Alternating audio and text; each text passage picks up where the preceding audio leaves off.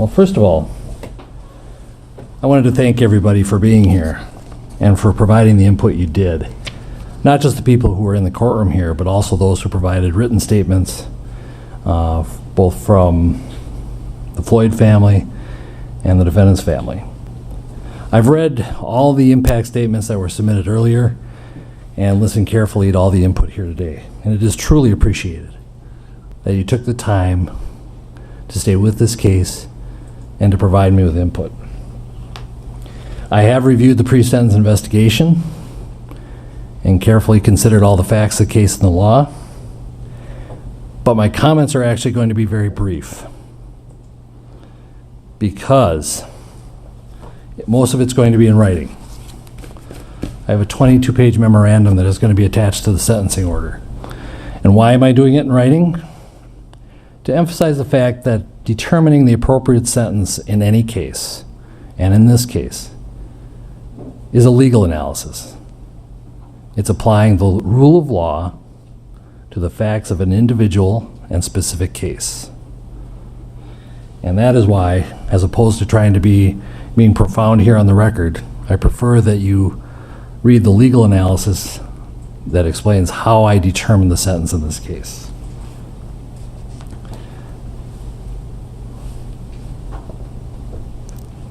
What the case is, or what the sentence is not based on, is emotion or sympathy.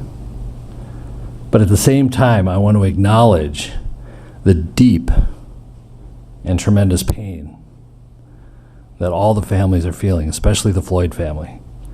You have our sympathies. And I acknowledge and hear the pain that you are feeling. I acknowledge the pain not only of those in this courtroom, but the Floyd family who are outside this courtroom and other members of the community.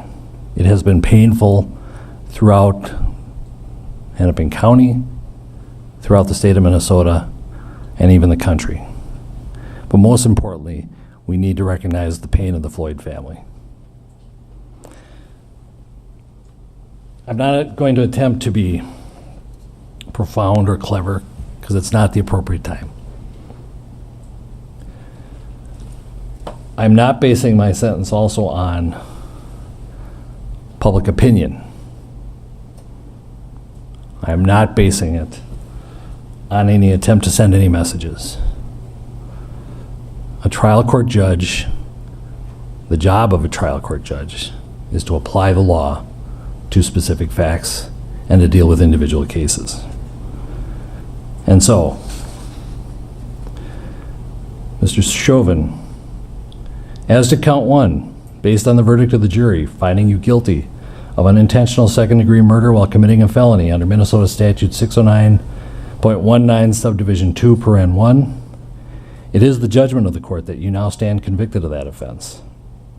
Pursuant to Minnesota Statute section 609.04, counts 2 and 3 will remain unadjudicated as they are lesser offenses of count 1. As sentence for count 1, the court commits you to the custody of the Commissioner of Corrections for a period of 270 months. That's 270. That is a 10-year addition to the presumptive sentence of 150 months. This is based on your abuse of a position of trust and authority, and also the particular cruelty shown to George Floyd. You are granted credit for 199 days already served. Pay the mandatory surcharge of $78 to be paid from prison wages. You're prohibited from possessing firearms, ammunition, or explosives for the remainder of your life. Provide a DNA sample as required by law. Register as a predatory offender as required by law. And then you will receive a copy of the order and also the attached memorandum explaining the court's analysis. Anything further from the state? If this needs to be said, we just ask that it be executed forthwith. Defendant is remanded to the custody of the sheriff to be transported back to the DOC or whichever custody is currently holding him. Anything for the defense? No, Your Honor. All right. Thank you. We are adjourned.